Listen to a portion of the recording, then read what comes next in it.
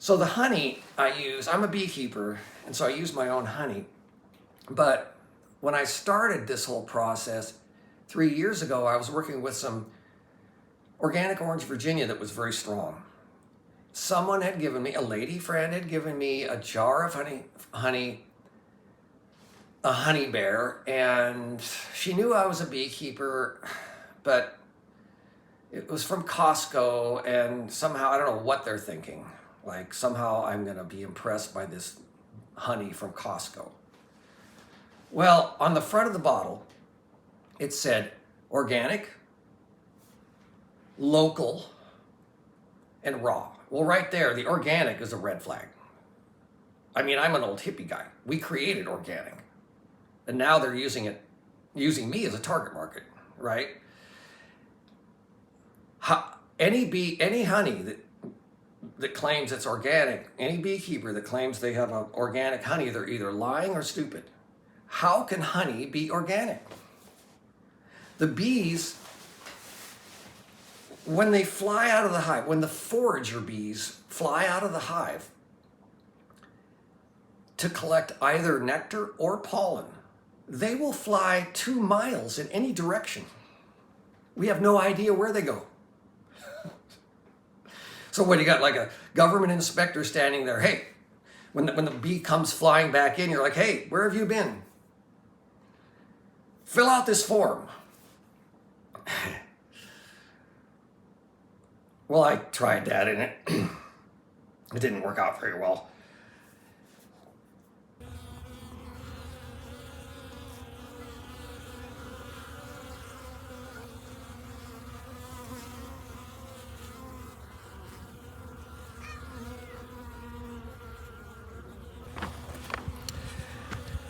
Excuse me, but we don't have a copy of your operating license, your flight permit, environmental impact statement, or verification of insurance.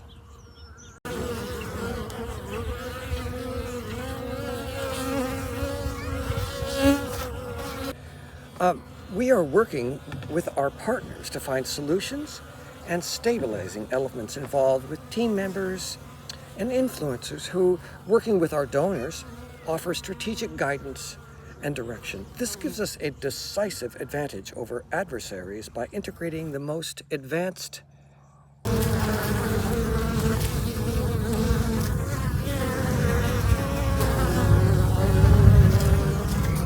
Look, I don't make the laws. I'm just doing my job. But you must know that hate speech is now a punishable offense. Failure to comply can result in fines, litigation, or if we must, we will pivot and double tap, tap, tap.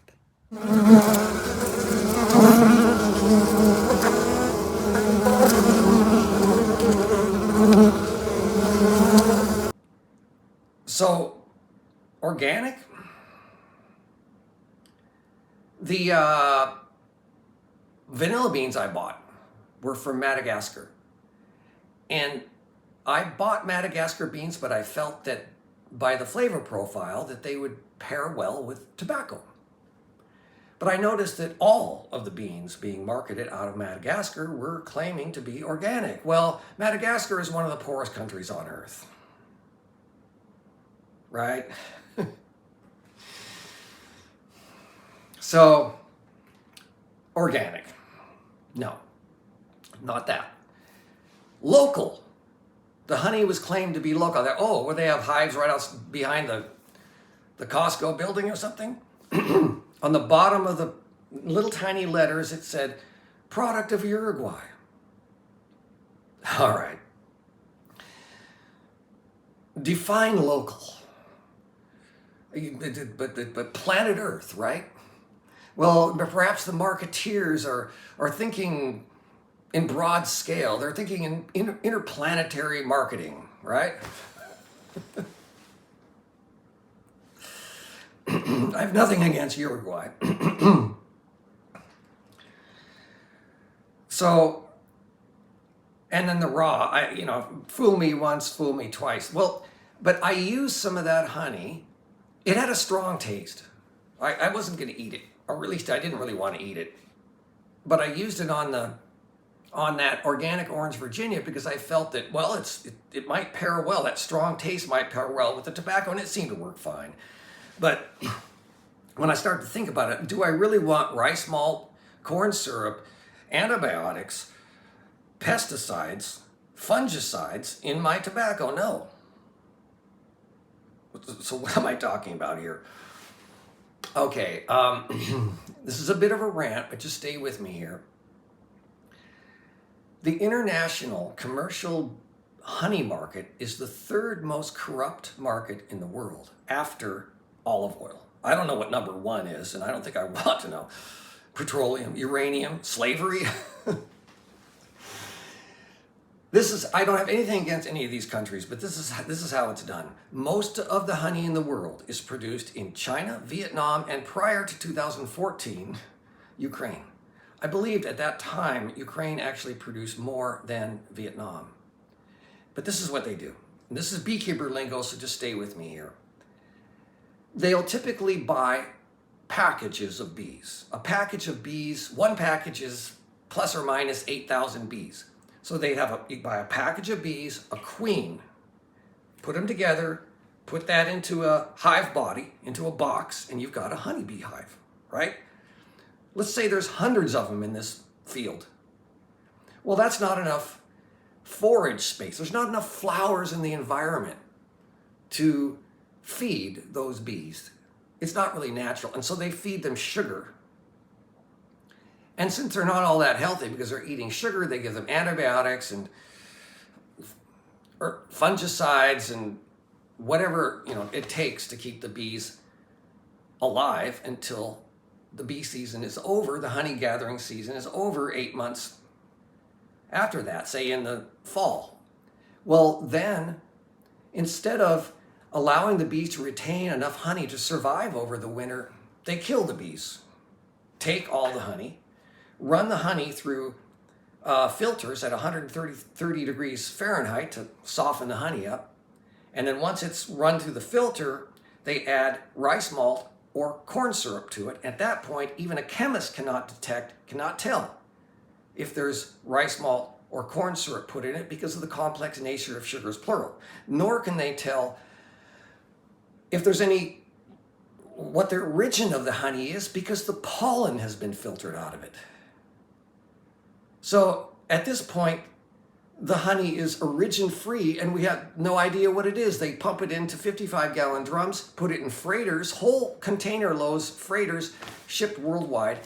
So in the U.S., the marketeers buy it, repackage it, and you go into a grocery store and you look up on the shelf and it says, grade A, U.S. grade A clover honey. No. They're lying. It's fake. I think it was 2012 or 2013, New Zealand produced 80,000 metric tons of Manuka honey. That same year, the U.S. imported 130 tons of Manuka honey from New Zealand. Wait a minute. The math doesn't work out. And the U.S. is not the only market for New Zealand Manuka honey. So you go into the grocery store and you see those expensive little square bottles of Manuka honey. Is it real? I mean, this Christmas, the story continues. Another lady gave me a beautiful package of gifts, and in the package was a little honey bear. Same story. And this time, she knew that I was a beekeeper. I sell honey. And she said, well, you should try this. It's from Trader Joe's. Trader. Well, this one, you recognize this one, has a picture of a man's head on the top. He's kind of got a broad Caucasian face with a crew cut. He looks like a preacher. Goddess forbid it was an Asian guy or one of them other folks. Right? I think it's called Nate's honey. Well, I tasted it and wow, this is the same as the Costco honey. So I looked on the bottle and sure enough, product of Uruguay. folks, The reason that you have a honey bear of honey in your cabinet, all these that sits there for years, is because it's not any good. Buy it once you regularly eat real honey. You taste that other stuff, you'll know it right away. It's garbage. Buy honey from a producer, wherever they are, where you know it's actually coming from her or his hives. And here's a tip. Statistically, most people, I like dark honey. I do. But statistically, most people prefer lighter honeys.